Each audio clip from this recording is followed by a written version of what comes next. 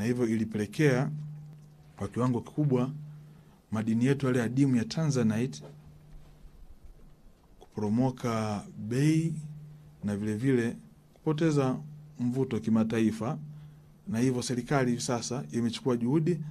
za kurejesha tena ile minada ya kimataifa